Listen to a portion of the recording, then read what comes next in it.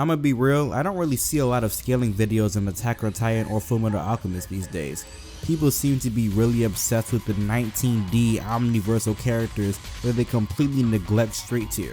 So today we're going to show the tier some love with what I think is quite the aesthetically pleasing match, Levi Ackerman vs King Bradley. If you enjoy power scaling and versus battle videos like this, make sure to like, comment, and subscribe for weekly videos, and let me know in the comments what verses and battles you'd like to see covered. With that being said, let's get started. From what I've seen, the speed of the Attack on Titan verse is pretty underrated. Whether that's due to the setting of the verse and when it takes place, or just people not really caring to explore the scaling, I don't know, but there are quite a few impressive speed feats. The most obvious one is Levi reacting to and evading gunfire. This is pretty cut and dry bullet timing, with Levi only being shown to move after the bullets are fired, and these bullets should be notably faster than normal considering they pack enough velocity to tear through a human head and brick. But really that's just the baseline. We've seen Titans like Reiner react to and defend against artillery shells, which should be shy of Mach 2 in speed. Heck, we've seen non-combat Titans react to Zeke's projectiles, and Zeke's projectiles are insanely fast. They can clear multiple kilometers in an instant, speeding past a town in a vast expanse of land and water. This feat would easily net Mach 3 to 4 speeds, and again, even non-combat Titans can react to them. This is all worthy of note because Levi's entire calling card is speed blitzing Titans, from Annie, who directly scales to Reiner, and even Zeke himself. So Levi should easily be sitting in the high supersonic ranges of speed. This is of course only complemented by Levi's 3D maneuvering gear, which grants him exceptional mobility and agility. True to its name, 3D maneuvering gear is designed for high-speed 3-dimensional maneuverability as a standard, with the specific intention of helping humans fight against Titans. And Levi in particular is among the most skilled in weaponizing this gear compared to that of veterans. We see this in practice when he outmaneuvers a group of enemies that were not only using 3D maneuvering gear, but a modified version specifically tailored to fighting humans. This gear also comes equipped with 2 sheaths holding multiple blades made of ultra hard steel, which are capable of slicing through the skin of a Titan. Using these swords in tandem with Levi's own strength, he has been able to cut through Annie and make mincemeat of Zeke. As an Ackerman, Levi is uniquely gifted with the ability to draw upon the strength of Titans without transforming. This is initially explained as granting the user ridiculous strength and allowing them to know exactly what to do. However, it is later revealed that the mechanics of this ability lies in allowing the user to access the collective fighting experience of their entire lineage. This means that Levi can call forth the experience and skill of hundreds if not thousands of Ackermen in addition to its impressive physical attributes. So through a blend of versatile equipment, heightened physical stats, and raw skill, Levi has proven himself to be quite the formidable and dangerous opponent.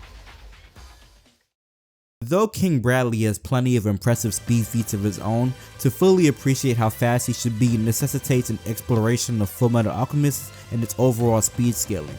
Even relative Fodder and Barry the Chopper have demonstrated the speed to casually deflect and block point-blank gunfire.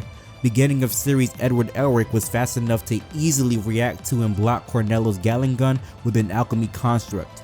As Cornello fires off these bullets, Edward is shown to be just standing still, thereby disqualifying aim dodging as a plausible scenario. The alchemy speed is actually important to note here because in order to even form alchemy constructs, Edward must clap his hands together. And since he is transmuting the ground, he would have to hit the ground right after. As such, Edward would have to clap his hands and touch the ground to form the construct before the bullets could even reach him. This is easily a supersonic feat from a beginning of series Ed that goes on to get blitzed by Scar alongside his brother Alphonse, who is equals with Edward in speed. Scar effortlessly blitzes Al and Ed mid-attack, a speed gap only reaffirmed by Scar literally taunting them about how slow they are mid-fight. If that isn't enough, the very next chapter, Scar casually bullet times reads a Hawkeye's point-blank shots. He then proceeds to react to and dodge Armstrong's alchemy projectiles. Keep in mind, these things are reasonably fast considering they can stagger Sloth, who can no-sell being bombarded with tank shells. Time is all to Bradley, while at death's door, King Bradley was able to handily blitz Scar when push came to shove through his short burst combat speed. So he scales notably above supersonic. In regards to Bradley's strength, we've seen him slice through the armor of a tank like butter and effortlessly cleave through Scar's stone constructs while breathing his last breaths. A couple of pages later, Bradley then proceeds to cleave straight through an even larger stone structure and still retains the momentum to cut Scar as well. Bradley has completely shattered Captain Buccaneer's automail with a single slash of his sword. This was noted to be composed of extremely durable materials and is more durable than Edward's own automail. For reference, Edward's automail is so durable it breaks a Chimera's claws on contact, despite these claws just slicing through steel a page prior. Slicer can't even cut through it despite being stated to be able to cut through steel. For Bradley to effortlessly shatter automail that durable with a single attack is highly impressive.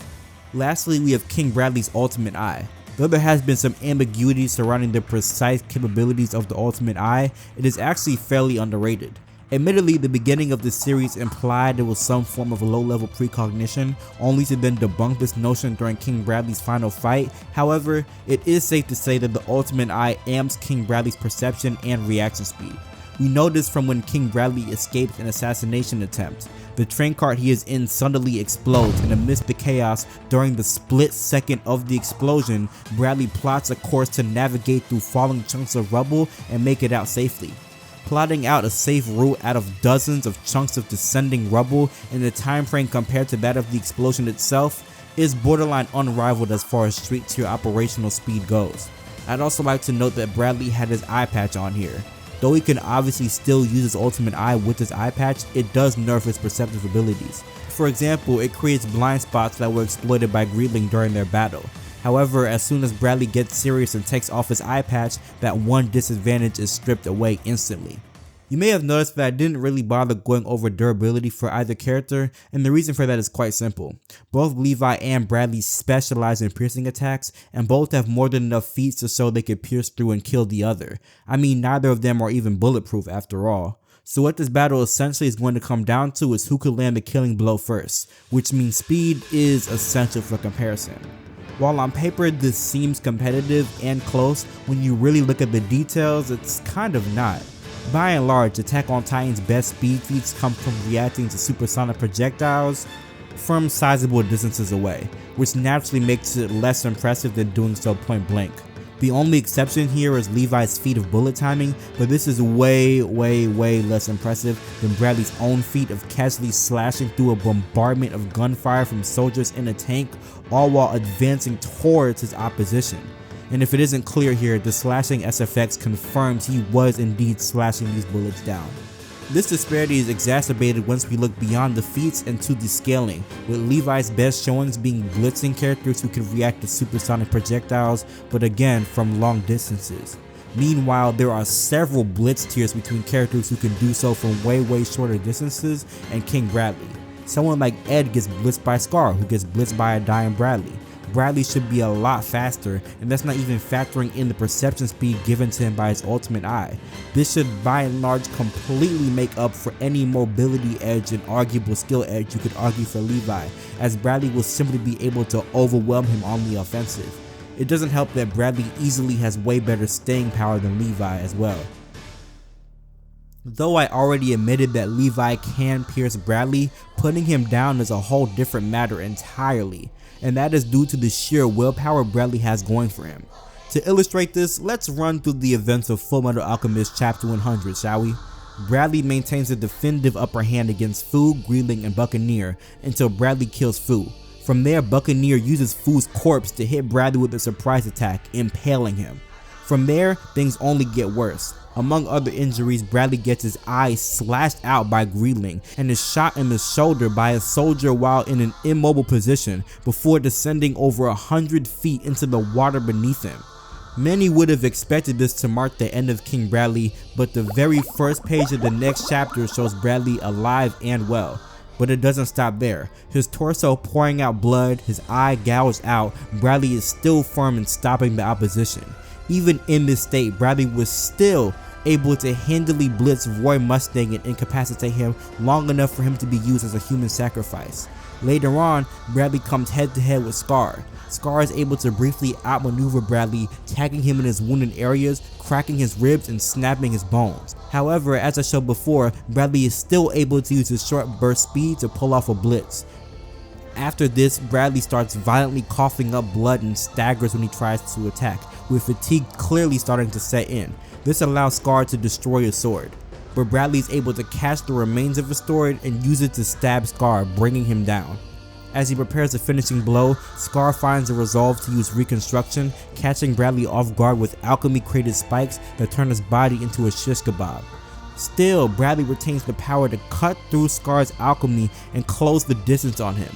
Bradley is actually able to hold his own quite well, all things considered. That is, until Bradley's one remaining eye is blinded by the sun's light, giving Scar the opening to tear apart his arms. So now Bradley has lost both arms on top of all of the prior injuries I've talked about. And even in these circumstances, Bradley still presses forward for one final attack. He grabs his now airborne sword with his mouth and slashes deep into Scar's torso. This is the kind of overwhelming willpower Levi must overcome. Bradley will literally fight until he physically can't even move. Unless Levi slashes a vital area, and I mean vital, like instant death and whatnot, he will not find it easy at all to put down Bradley. The same really can't be said vice versa. Levi doesn't really have the endurance, staying power, stamina, etc. feats to show that he can remotely keep up with King Bradley in a war of attrition. So on top of the aforementioned speed advantages I just talked about, King Bradley should have the edge here for sure. So yeah, King Bradley wins. Easy work. If you want more Attack on Titan or Fullmetal Alchemist related content, let me know in the comments. I know that on the poll, Killua versus Sasuke got the most votes, and I've been working on that. It's just that, you know, because of traveling for Thanksgiving, how things worked out, like that one's going to take a little bit longer. This is a video that I kind of had in the stash already, so it's like I might as well just edit it and release it over the break, and then when I get back, you know, to my to the lab, get back to the crib, then I can really like start locking in on Killua versus Sasuke, and that'll be the next one. And it'll definitely be longer, it'll definitely be like as long as the measurement one. And I know I got other requests as well that I'm gonna get to, and so stay tuned for all those videos for sure. And yeah, easy out.